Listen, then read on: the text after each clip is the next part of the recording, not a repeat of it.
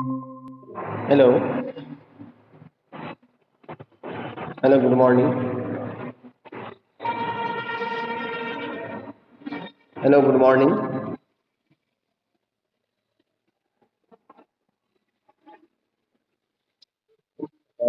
Full Kumar, Ruby, Santosh. अब आवाज जा रही है?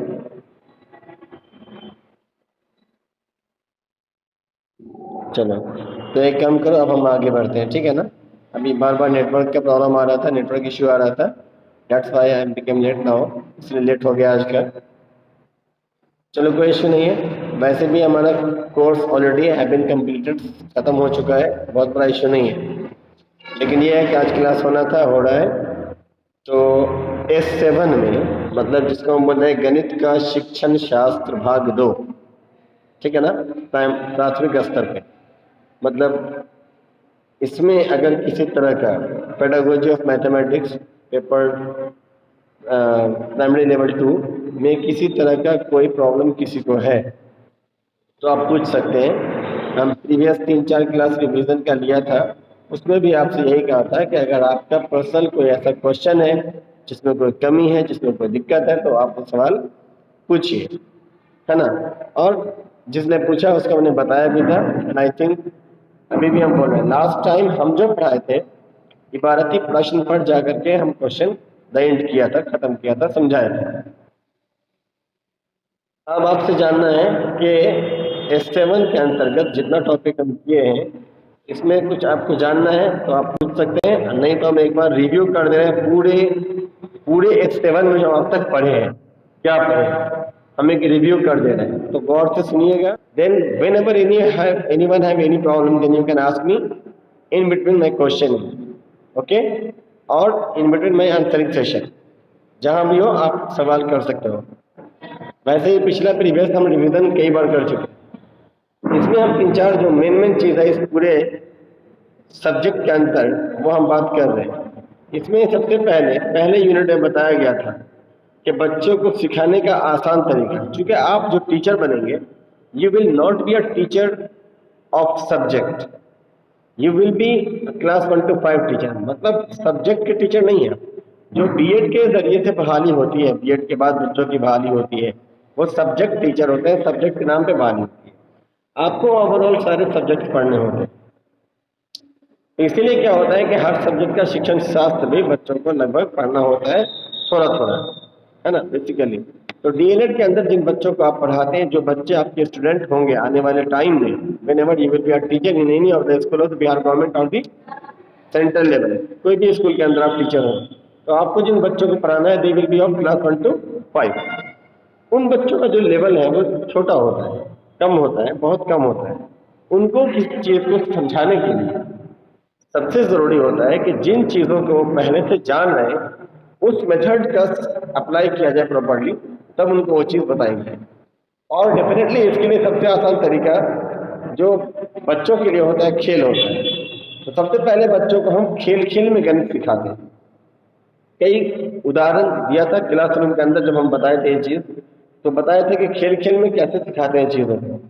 खेल के माध्यम से बच्चों को बहुत सारी चीजें सिखाते हैं। आजकल थोड़ा सा डेट अपडेशन का आ चुका है, तो अब लोग क्या कर रहे हैं कि ब्लॉक्स वगैरह लाते हैं घर पे, बच्चे ब्लॉक से तरह तरह के खिलौने बनाते हैं, गन बनाते हैं, बिल्डिंग बनाते हैं, बहुत तरह की चीजें बनाते हैं जिसको वो कार्टून में देख रहे होते हैं। इनसे क्या होता है, रेजोनेंस पावर, उनके मेंटल एबिलिटी उनकी बढ़ती है। दूसरी तरफ अगर जब ये चीजें नहीं थी, आज के डेट में ये चीजें आई हैं आपके पापा लोग के टाइम में, उनके पापा लोग के टाइम में, हमारे दादा लोग के टाइम में, तो उस वक्त क्या करते थे लोग कि बहुत तरह के खेल खेलते थे जिसमें शायद फिजिकली ऐसा ऑब्जेक्ट ना हो, लेकिन हम गांव घर में देखते थे दीवारों पर डील नो डील जैसा गेम होता था। जैसे एक बच्चा दौड़ रहा है, एक ग्रुप बना करके, दूसरा बच्चा एक अलग ग्रुप में है, और वो जा करके किसी जगह पे मार्किंग करते थे। बाद में दूसरा ग्रुप उन मार्किंग को खोजता था, उसको डिनाई करता था, उसको खत्म करता था फाइनेंशियल। उसके बाद फिर से दोबारा वो अपना जो बच जाता था दोनों के अंदर, वो उसको गिना जाता था, कितना पॉइंट बनता था उसका, काउंटिंग नंबर इससे वो सीख पाते थे। आज हम लूडो खेलते हैं तो लूडो के अंदर जो हमारा पासा होता है, छक्का जिसको बोलते हैं, है ना, तो उसके जरिए से वो क्या करता है गोटी को बढ़ाता है। जैसे किसी को अगर 2 छक्का 5 आता है सपोज, तो 6 6 और 5, अगर उसको गोटी बढ़ानी है तो 6 6 12 और 5 17, तो इतना गिन करके वो उस बॉक्स के अंदर, लूडो के अंदर जो बॉक्स बने उसके अंदर अपनी गोटी को आगे बढ़ाएगा। It means they are just watching, they are just learning the number के बारे में इंफॉर्मेशन वो गेन कर रहे हैं। इसी तरीके से जब बच्चों को हम काउंटिंग नंबर सिखाते हैं और छोटे बच्चों में, तो उनको पिक्टोग्राफ के जरिए से बताते हैं। मतलब उनके पिक्चर में सिर्फ और सिर्फ फोटोज होते हैं।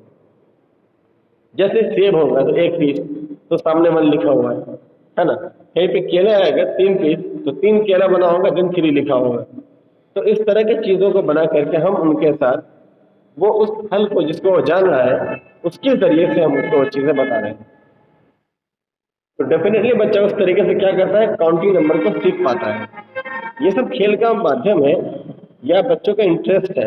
तो बच्चे इंटरेस्ट के जरिए सीखते हैं, जिसमें उनका औपचारिक रूप से मन लग रहा है, अपने आप को कंसिडर करते हैं, उनको इंटरेस्ट लगेगा उसमें, तो उस तरह की चीज़ों के जरिए से उनको हम खेल के जरिए से हो, है ना, उनको बहुत सारी चीज़ें सिखाते हैं। तो सबसे पहली चीज़ है कि बच्चों को सिखाने का जो तरीका होता है वो खेल के जरिए होता है। ये हम पहले क्लासरूम में डिस्कस पूरी तरह कर चुके हैं, हम रिवीजन कर रहे हैं, तो थोड़ा थोड़ा पूरी बुक का जो मेन टॉपिक है उस पर डिस्कस कर रहे हैं। खेल विधि में भी कभी कभी दोष होते हैं, खेल विधि में भी दोष भी होते हैं। खेल में क्या होता है कि बहुत लंबा गेम होता है और बहुत छोटी इन्फॉर्मेशन होती है। मतलब एक लंबे से गेम में छोटी सी इन्फॉर्मेशन आती है। अगर जनरली हम खेल खेलते हैं अगर, और तब कोई चीज़ सीख रहे हैं तो, और अगर बिना खेल के कोई चीज़ सीधे सिखाया जा रहा है तो जो इन्फॉर्मेशन है वो ज़्यादा हम शेयर कर सकेंगे एज अ टीचर एक बच्चे को। लेकिन है क्या कि बच्चों का जो लेवल है वो उनकी एज ग्रुप के हिसाब से, इसका मतलब यह है कि उनका एज लेवल कम है, उनका अंडरस्टैंडिंग लेवल कम है, तो वो कम ही चीज़ सीखेगा। तो इसलिए हम इस छोटी सी इसको दोष नहीं मानेंगे, बल्कि उनके लेवल के हिसाब से है। उनका इंटरेस्ट लगेगा, जब चीज़ों में इंटरेस्ट पैदा होगा वो ज़्यादा भी सीखेंगे। कोई भी सिस्टम ऐसा नहीं जो बिल्कुल ही दोषपूर्ण ना हो, कुछ ना कुछ तो होता है। लेकिन ओवरऑल हम एक देखते हैं कि रिजल्ट ज़्यादा मेरे फेवर में अगर आ रहा है तो हम उसको अच्छा मानते हैं। तो बच्चों को खेल की विधि से बहुत सारे गुणों को सिखा दिया जाता है। अब जैसे मैथमेटिक्स की संक्रियाओं की बात करें, संक्रिया होता है नियम, गुण, जैसे जोड़ का नियम है, घटाव का नियम है, गुणा का नियम है, भाग का नियम है। ये 4 संक्रियाएं अगर बच्चा जान रहा है तब जाकर के इसके बाद हम उसको एलसीएम भी सिखा सकते हैं, भाग करना भी सिखा सकते हैं। वो एलसीएम भी सीखेगा, भाग करना भी सीखेगा। उसमें भी पिछली संक्रियाओं का जो प्रयोग है वो होगा ही, जोड़ घटाव गुना भाग का प्रयोग होगा ही। लेकिन जब पहली बार जोड़ घटाव गुना भाग सीख रहा था तो उस वक्त कोई जोड़ने की संक्रिया वो जान ही नहीं रहा था, तो उसको बताने के लिए हमने खेल का सहारा लिया। लेकिन जब बच्चा उस खेल के सहारे से उस नियम को जान चुका, तब हम क्या करते हैं कि उस खेल के सहारे को हटा करके अब डायरेक्टली उस चीज को हम पर्टिकुलर उसके ऊपर थोप देते हैं, है ना? ठीक है, तो मेरा अभी डिस्कनेक्ट हो गया था, नेटवर्क इश्यू हो रहा था पहले। चलो, तो हम ये बोल रहे थे कि बच्चे क्या करते हैं, बच्चे को खेल की विधि से चीज़ों को सिखा देते हैं और खेल के माध्यम से बच्चा उस चीज़ को आसानी से सीख पाता है। ठीक है, तो जब खेल की विधि से किसी चीज़ को सिखाया जाएगा तो बच्चे उसको आसानी से सीख पाते हैं। और 1 to 5 के बच्चों के लिए it is very necessary to do this type of activities, है ना। बच्चों की क्लासेस में आपने ऐसे भी देखा होगा, इनको सिखाने के लिए इंटरेस्ट पैदा करना जरूरी है। इसलिए हमने क्या है, सबसे पहले तो खेल खेल में सिखाते हैं। जैसे हमने 2-3 उदाहरण लिया, एक इंडोर गेम का उदाहरण लिया जहाँ पे लूडो होता है, छक्का होता है, पासा होता है। दूसरा व्यापारी होता है, देखा होगा आपने, है ना, वो उसके जरिए से हम लोग खेलते हैं। तो बच्चों को उसमें भी काउंटिंग नंबर सिखा दी जा सकती है, जगहों के नाम बताए जाते हैं, चीज़ों का सिस्टम बताया जाता है। तो बहुत सारी चीज़ों को वो एडप्ट कर लेता है वहाँ से। इसके अलावा हम बात करें गांव देहात के सिनेरियो में, अगर सिनेरियो में बात करें तो वहाँ लोग डील नो डील खेला करते थे। हम लोग भी खेल चुके हैं, डील नो डील याद है अच्छे से। तो उसमें वॉल के ऊपर हम लोग मतलब ड्रॉ करते थे, स्केच करते थे, और दूसरे ग्रुप जब उनका मौका आता था वो आके उस किए हुए स्केच को काटता था। बाकी जो स्केचेस बच जाते थे उसको काउंटिंग किया जाता था, जिसकी ज़्यादा स्केचेस बचती थी वो ज़्यादा पॉइंट गेन करता था, जीत जाया करता था। ये भी गेम होता था। तो इस तरीके से हम देखते हैं कि ये सब खेल के साधन है और इनके जरिए बच्चों की इन्फॉर्मेशन कलेक्ट की जाती है। इसके अलावा भी होता है, आजकल के टाइम में हम देख रहे हैं कि बच्चों को हम ब्लॉग्स वगैरह से बहुत सारी चीज़ें सिखाते हैं। ब्लॉग्स भी बहुत टाइप के आ रहे हैं, उनके जरिए से इन्फॉर्मेशन बच्चों को दी जाती है। बच्चे बिल्डिंग बनाते हैं, चीज़ों को बनाते हैं, डेवलप करते हैं, एक कंस्ट्रक्टिव माइंड उनका डेवलप होता है। और आगे बढ़ते हैं तो बच्चों का इंटरेस्ट यानी पिक्टोग्राफ की बात हम कर लें। पिक्चर्स होती है, उसके अंदर पिक्चर्स के साथ एक इंफॉर्मेशन गैदर्ड होती है।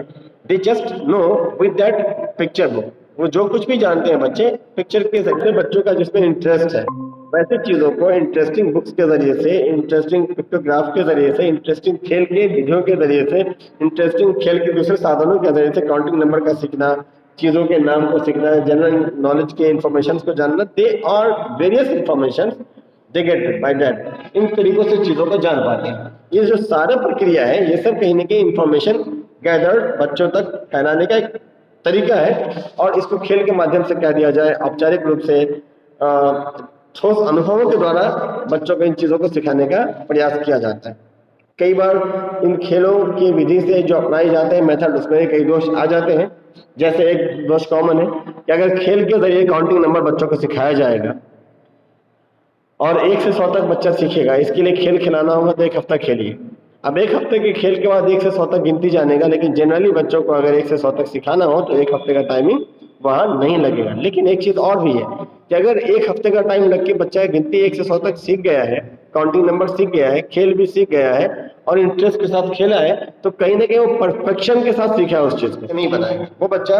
भाग भी अगर अच्छे से नहीं जान रहा है तो आगे एचसीएफ में भी दिक्कत उसको आनी है। तो कहने का मतलब एचसीएफ बनाना हो या एलसीएम बनाना हो या ऐसे और भी जो प्रक्रियाएं हैं, है ना, जब इसमें हम भाग गुना की विधि का ही सहारा लेकर के जब हम अगले क्लासेस में जाते हैं, 8, 9, 10 के स्टैंडर्ड में जाते हैं, तो वहाँ देखते हैं कि इसमें अल्फाबेटिक टर्म्स के साथ साथ न्यूमेरिक्स को भी जोड़ा जाता है और अल्फा न्यूमेरिक वर्ड यूज करते हैं, like that 2x, 2x square, 3x square. तो अगर बच्चे को 2 में ही कंफ्यूजन हो रहा है, ABCD XYZ में ही कंफ्यूजन हो रहा है, तो 2x तो एक नई तरह का चीज हो जाएगा जिसमें जाहिर सी बात है उसका कंफ्यूजन और क्रिएट होगा और बढ़ेगा और डेवलप करेगा। इसीलिए अगर इन टेस्ट के जरिए बच्चे ने काउंटिंग नंबर को अच्छे से सीखा हुआ है, अल्फाबेट्स को अच्छे से सीखा हुआ है, तो उसके बाद जब अल्फा न्यूमेरिक सिखाएंगे तो पिछला हिस्सा उसका ऑलरेडी क्लियर है, that after they must have to go with you, ठीक है। तो वो आराम से आपके साथ जाएंगे और इजीली इस मेथड को सीख पाएंगे। इसीलिए क्या होता है कि इंटरेस्ट होना बहुत जरूरी है और खेल के माध्यम से या इंटरेस्ट के माध्यम से औपचारिक रूप से वो इस चीज़ों को बहुत अच्छे से सीख पाएंगे। ये चीज़ मेरे पहले यूनिट के अंदर थी। इसके बाद आगे था जो संख्याओं की बात किया, वो हमने पहले ही बताया, ठीक है। आगे दशमलव भिन्न के बारे में है कि दशमलव भिन्न क्या है, ये सब भी हमने बताया। तो दशमलव क्या होता है, दशमलव शांत होता है, अशांत होता है, इसको भी समझाने का तरीका कई सारा हम आप लोग को बताए थे। एक और चीज़ बताया था कि शांत अशांत जब हम बात कर रहे हैं तो इस शांत और अशांत को क्लास 8 के शांत अशांत वाले क्वेश्चन से जोड़ के नहीं देखेंगे। जब वहाँ पे हम क्लास 8 के क्वेश्चंस की बात करेंगे तो वहाँ पर कुछ न्यूमेरिकल्स क्वेश्चन है and you just have to find out the particular values, उसमें वैल्यूज निकालना होता है। जबकि यहाँ पे हमको वैल्यूज नहीं निकालना है, यहाँ पे हमको वैल्यूज निकालने का तरीका बताना है। This is the pedagogy.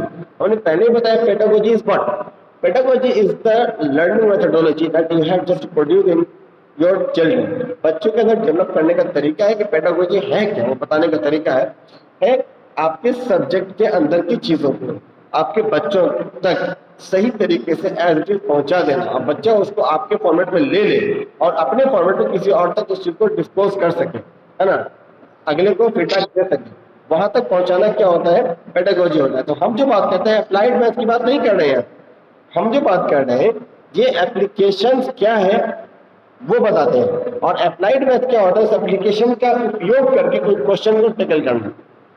तो वहां जो आप शांत अशांत बनाते हैं वहां पे क्वेश्चन होता है और उसको आप टैकल करते हैं। जबकि यहाँ जो हम शांत अशांत बोलेंगे तो इसका मतलब होगा शांत किस तरह के नंबर होते हैं, अशांत किस तरह के नंबर होते हैं, उनका आइडेंटिफिकेशन होगा, उनको पहचानने की प्रक्रिया होगी, है ना। और उसको सॉल्व करने के लिए जो संक्रियाएं हैं उसके बारे में नॉलेज दिया जाएगा। These are the aspect of have to be shared with you. तो इन चीजों को हम बोलेंगे पेडागोजिकल पार्ट। तो दशमलव भिन्न क्या है हमने बताया था, हमने कुछ उदाहरण भी दिए थे आपको, आसान उदाहरण भी दिए थे, बल्कि हमने क्लासरूम में बोर्ड का यूज करके इवन ऑनलाइन जब क्लास लिया वहां भी हमने बोर्ड पे इसको बताया आपको, है ना, कि जब आप बोर्ड पर यूज करते हैं, जैसे कुछ ऐसे हैं जिसको हम बिना बोर्ड के समझा दें अभी आप, बल्कि अभी भी हम बोर्ड यूज करके बता सकते हैं अगर चाहिए तो हम बोर्ड यूज करके आपको अभी भी दिखा सकते हैं। बहुत सारे सवाल हमने बनाए थे और बताया था आपको, ठीक है, आपको याद होगा, उसके सहारे से आपको चीज़ों को बता सकते हैं। और याद होगा हमने से बताया था, ठीक है, अभी आप देख पा रहे हैं पीछे बोर्ड है, ठीक है, अभी हम कॉलेज में हैं और कॉलेज का बोर्ड आपको दिख रहा है। हमने पहले अपने कोचिंग रूम से पढ़ाया था तो वो सब आपको समझ में आया होगा। इनफैक्ट अगर हम बोर्ड पर ही किसी चीज़ को यूज़ करना चाहें तो हम उस पर भी हम कुछ चीज़ों को बता सकते हैं और आई थिंक आपको समझ में भी आना चाहिए, है ना। हमने बताया था उस वक्त जब क्लासिफिकेशन किया था उसके बारे में हमने बताया था चीज़ों के बारे में, तो आपको याद होगा क्या बताया था। और अगर अभी हम उसी चीज़ को कंटिन्यू करेंगे तो ध्यान दीजिएगा क्या है।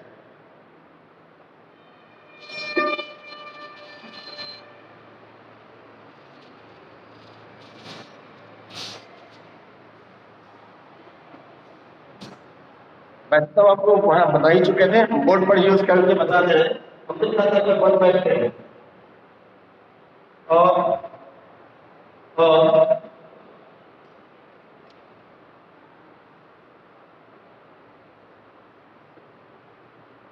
7/10 दो नंबर है, आपको दिख रहा होगा कि 1/10 और 7/10। इसके बीच का अगर हमें कहा जाए कि बीच 20 परिमेय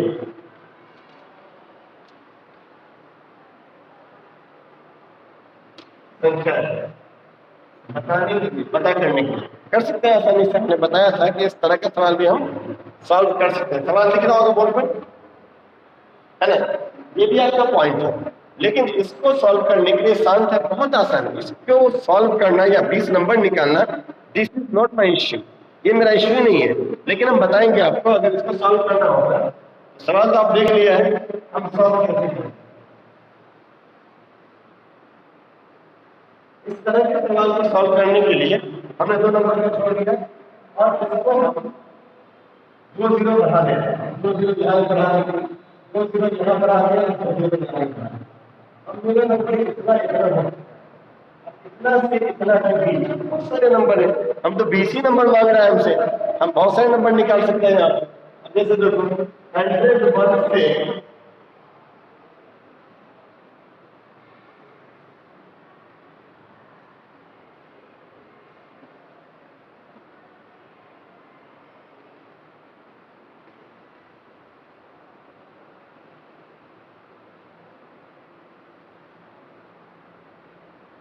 कितना नंबर निकलेगा, 20 ही नंबर निकलेगा। इससे बहुत नंबर निकाल सकते हैं। 100 से लेकर 700 के बीच में, 101 से लेकर 699 तक चले जाए, इतना नंबर है। इतना सारा नंबर तो सीधे निकाल सकते हैं। ये सारा मेरा फ्रैक्शन ही है, लेकिन ये सिंपल था तो इसको ऐसे निकालने का तरीका बताना था। हमने दोनों को ऊपर नीचे 100 से मल्टीप्लाई कर दिया। It is very easy just to do it. हम फ्रैक्शन में भी कर सकते हैं इसी सवाल को। अगर इसका पैटर्न अब बदल जाएगा तो फ्रैक्शन में भी नहीं कर सकता था। जब आगे देखो तो उसको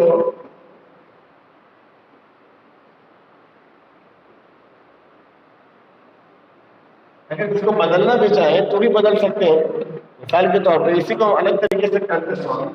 ये मेरा था 0.1 और ये मेरा था 0.7, ठीक है।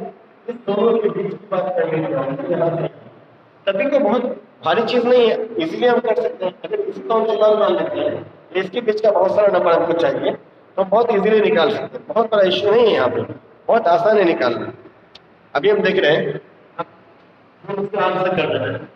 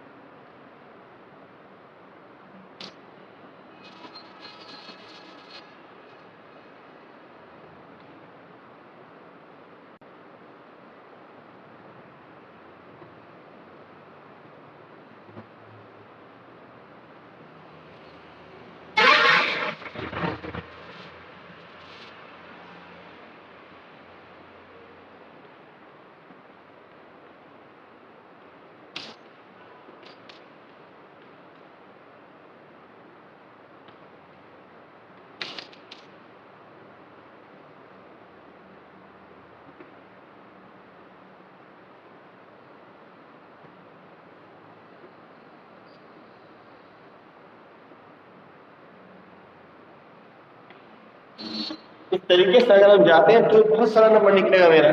यहाँ पे हम काफी नंबर निकाल सकते हैं, 20-25 तो कुछ है ही नहीं, हम सैकड़ों में नंबर निकाल सकते हैं। ये भी मेरा फ्रैक्शन है, लेकिन ये सब मेरा क्या है, सब शांत है। हमने बताया था पहले, जब हम फ्रैक्शन की बात करते हैं याद रखना,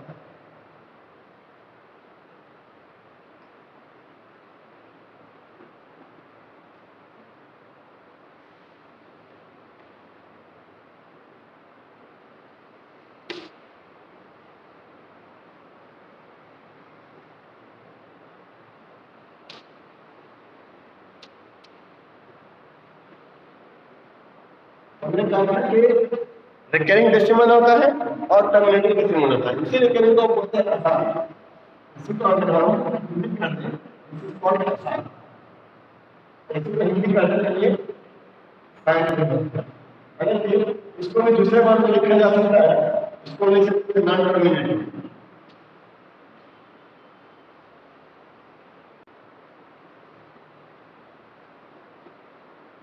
इसको भी दूसरे वर्ड में नॉन टर्मिनेटिंग लिखा जा सकता था, ऐसे भी लिख सकते हैं, ठीक है।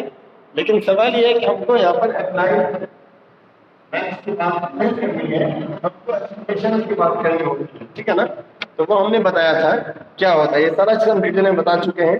दशमलव क्या है उसके बारे में बता चुके हैं, भिन्न का उपयोग क्या होता है बता चुके हैं।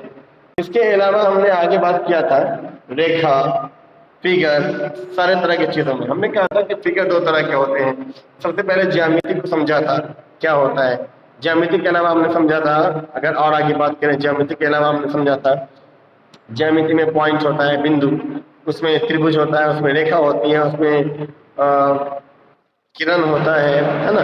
ये सारे उसके अंदर आने वाले फिगर है। इसके अलावा 3D फिगर होते हैं, 2D फिगर होते हैं। 2 डायमेंशनल वो फिगर है जिसमें लंबाई और चौड़ाई होती है, सिर्फ मोटाई नहीं होती है। 3 डायमेंशनल वो फिगर होता है जहाँ पे लंबाई भी होती है, चौड़ाई भी होती है और मोटाई भी होती है, तीनों ही चीज पाई जाती है। इस तरीके से हमने इस चीज को देखा था। ये सारा हम रिविजन करवा चुके हैं। उसके अलावा हमने लास्ट में जो खत्म किया था जहाँ पर और भी बहुत सारी चीजें थी पिछले चैप्टर्स में जो हमने बताया था कि बच्चों को एक दूसरे की गलतियों से सीखने में बहुत सारी चीजें पता चल जाती हैं। एक दूसरे को देख करके चीजों को सीखते हैं, कई क्रिया को दोहरा करके सीखते हैं। क्लास में ही बताया था जब हम क्रॉस वाला खेल खेलते हैं, याद होगा, इस तरह का उदाहरण दिया गया, इस तरीके से खेलते हैं। एक खेल का नियम है, सबको जान रहा है। इसके अंदर बच्चा अगर क्रॉस कर रहा है, दूसरा बच्चा जीरो दे रहा है, क्रॉस कर रहा है, अगला क्रॉस यहाँ दे रहा है, जीरो यहाँ दे रहा है, फिर इस तरीके से अगर जीरो यहाँ दे रहा है, अगला क्रॉस कर रहा है। अगर इस तरीके से एक बच्चे को बिना सिखा देते हैं, बिन कर जाता है, बिना उसको निकालते हैं, बच्चे को क्या पैदा होता है, बच्चे का इंटरेस्ट पैदा होता है, बच्चे का इंटरेस्ट पैदा होता है। और जब बच्चे में इंटरेस्ट आ जाता है, बच्चे का इंटरेस्ट डेवलप हो जाता है, देन हम क्या करते हैं, इस काम को रिपीट करते हैं, बार बार हम रिपीट करते हैं, ठीक है।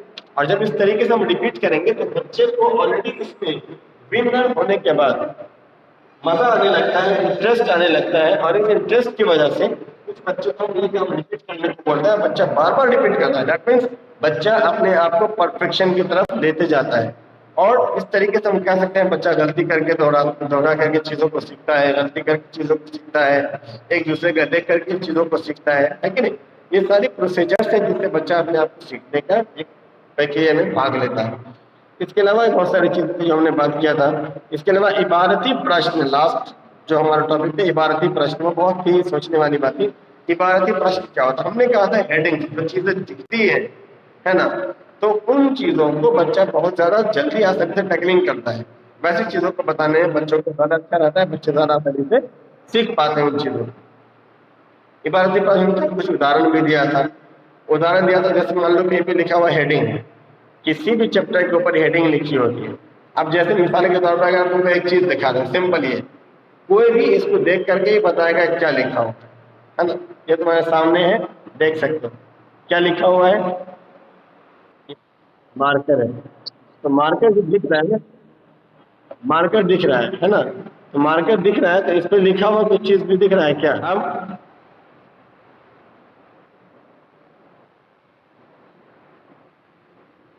चलो, मतलब अगर हम सिंपली एक बात बताओ, कुछ भी अगर मार्कर क्लियर दिख रहा है तो मार्कर दिख जाएगा तो उसको समझाना ज्यादा आसान है। बच्चों को जो हेडिंग्स है और जो मेन चीजें हैं उनको सिखाते हैं वो ज्यादा आसानी से समझ में आती है ना, वो ज्यादा आसानी से समझ में आती है। बच्चों को सिखाने के लिए हम ऐसी चीजों का सहारा लेते हैं। अभी जैसे हम बोर्ड का यूज किया, इस बोर्ड पे लिखा सारा चीज सामने दिख रहा होगा, क्लियर दिख रहा होगा। हाँ चलो दोनों साथ हो। क्या मेरा क्लासरूम में बदल गया है, देख रहे हैं ना, मेरा क्लासरूम चेंज हो गया है। चलो चलो ऐसे भी टाइम ऑफ हो गया ना। हाँ, 7 हो रहा था, तुमने लास्ट में।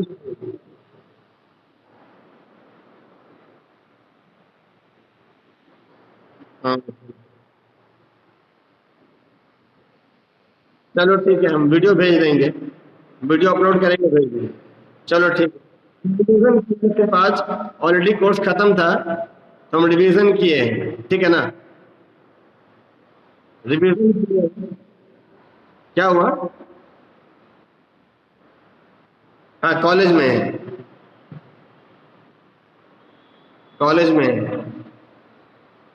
ठीक है चलो आज ही क्लास में ही छोड़ते हैं, जिसका जो क्वेश्चन हो अगर तो हमको व्हाट्सअप कर देना, ठीक है। तुम लोग बहुत लास्ट में जुड़े हो। चलो ठीक है।